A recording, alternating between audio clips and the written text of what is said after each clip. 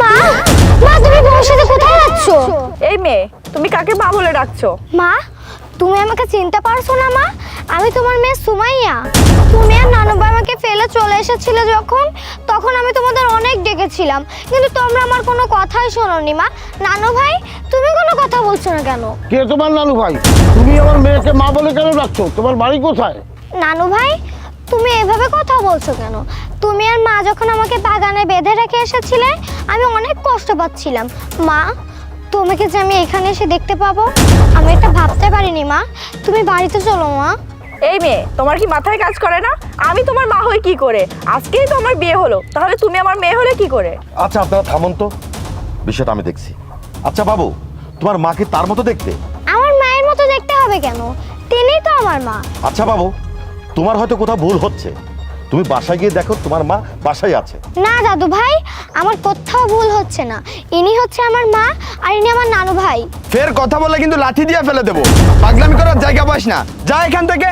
ছোট্ট একটা বাচ্চা এসে উল্টাপাল্টা কথা বলছে, আর তার সঙ্গে আমরাও সময় দিচ্ছি, তার মানে ওর সঙ্গে সঙ্গে আমরাও পাগল হয়ে গেছি। বাবা চলো তো, তুমি আমাদের এগিয়ে দিয়ে আসবে। চল মা। মা, মা, মা তুমি আমাকে ফেলে যেও না মা। তুমি বাবাকে রেখে অন্য একটা পুরুষকে কেন বিয়ে করলে মা? এই, যত বড় মুখ নয় তত বড় কথা। মা, তুমি আমাকে মারতে মারতে মেরে ফেলো মা, তবু আমি তোমাকে ছেড়ে কোথাও যাবো না মা। এই, কে কোথায় আছিস? একে ধর তো। কোথায় একটা আপদ এসে জুড়ে চাষকে শুভ দিনে। বেআই, চলুন। মা, তুমি আমাকে রেখে যেও না মা, তোমাকে ছাড়া আমি বাঁচবো না মা। তুমি আমাকে রেখে যেও না মা। মা, তুমি আমাকে রেখে যেও না।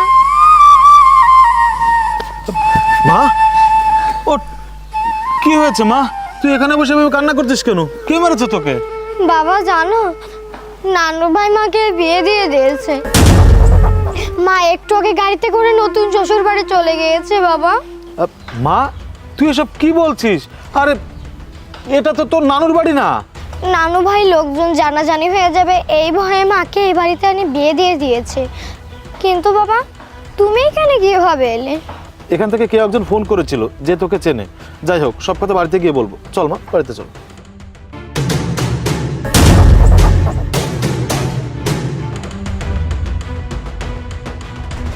আসসালামু আলাইকুম, আপনারা দেখছেন আরকেসি নিউজ, সাথে আছি বাগেরহাট প্রতিনিধি মোহাম্মদ আলামিন।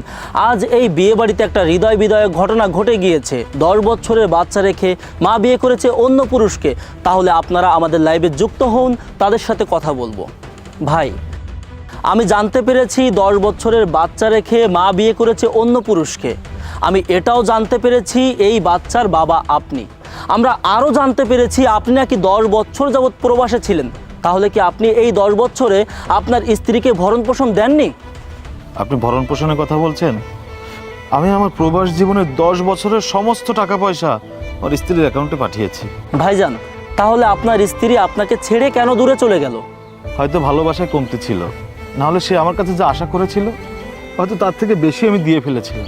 আচ্ছা মামনি, তোমার মা যে তোমাকে ছেড়ে চলে গিয়েছে, তোমার মা যে তোমাকে মেয়ের স্বীকৃতি দিল না, কিছুদিন পরে এসে যদি তোমার মা তোমাকে মেয়ের স্বীকৃতি দেয়, তখন তুমি কি করবে?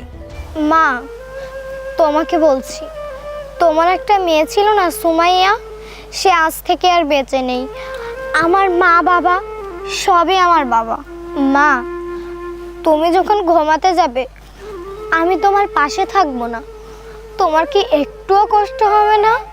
মা, তুমি তো এটাও জানতে আমি ঘুমাতে গেলে তুমি আমার মাথায় হাত না বুলিয়ে দিলে আমার ঘুম আসতো না। মা, মা, তুমি আমাকে জন্ম দিয়েছো ঠিকই, কিন্তু তুমি আমার মা হতে পারোনি।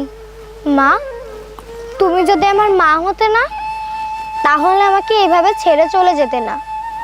তুমি আজ নানুর কথা শুনে যে ভুলটা করলে না, এর জন্য তোমাকে একদিন পস্তাতে হবে। মা, আমি তো এটা জানতাম পৃথিবীতে সব থেকে আপন নাকি মা, কিন্তু মা, সব মা সত্যিকারের মা হতে পারে না। ভাইজান, আপনি কি আপনার স্ত্রী, আপনার পরিবার সম্পর্কে আর কিছু বলতে চান? আমি শুধু এই বেঈমানটার উদ্দেশ্যে কিছু কথা বলতে চাই। তুই যদি আমার ভিডিওটা দেখে থাকিস তাহলে শোন, তুই আমার প্রবাস জীবনের সমস্ত টাকা পয়সা নিয়ে আমাকে দূরে ঠেলে দিয়েছিস। তুই কি মনে করেছিস তুই আমাকে দূরে ঠেলে দিয়ে সুখে থাকবি? কখনোই না। আর যারা প্রবাসে আছে তাদের কাছে একটাবার জিজ্ঞাসা করে দেখিস যে প্রবাসের মাটিতে কতটা কষ্ট করে একটা টাকা ইনকাম করতে হয়। আমি প্রবাসে কঠোর পরিশ্রম করেছি, মাথার ঘাম পায়ে ফেলেছি, খাওয়া নেই, ঘুম নেই, কখন রাত গেছে কখন দিন এসেছে এটাও আমি বুঝতে পারিনি। আর আমি কার জন্য এত কঠোর পরিশ্রম করেছি? তোকে সুখে রাখার জন্য, তোকে ভালো রাখার জন্য। আর সে তুই কিনা আমাকে পথে বসালি। একটা কথা মনে রাখিস, কাউকে ঠকিয়ে কেউ কখনো সুখে থাকতে পারেনি আর থাকতে পারবেও না, কারণ এটা দুনিয়া। তুই যাকে যত বেশি ঠকাবি তার থেকে তুই বেশি ঠকবি। একটা সময় দেখবি রাস্তায় তোর ভিক্ষা করে চলতে হবে। এই বাচ্চা মেয়েটা জানবে তার মাকে ছাড়া থাকতে তার কতটা কষ্ট হবে। আর আমি তো বাবা, আমি তো ইচ্ছা করলে আমার মেয়েকে ছেড়ে দূরে চলে যেতে পারবো না। তবে আমি এই সমাজকে দেখিয়ে দিব যে মা ছাড়াও একটা সন্তানকে মানুষ করা যায়।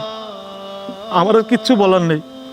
আমার এই ভিডিওটা যারা দেখবেন তারা আমার জন্য আর আমার মেয়েটার জন্য দোয়া করবেন।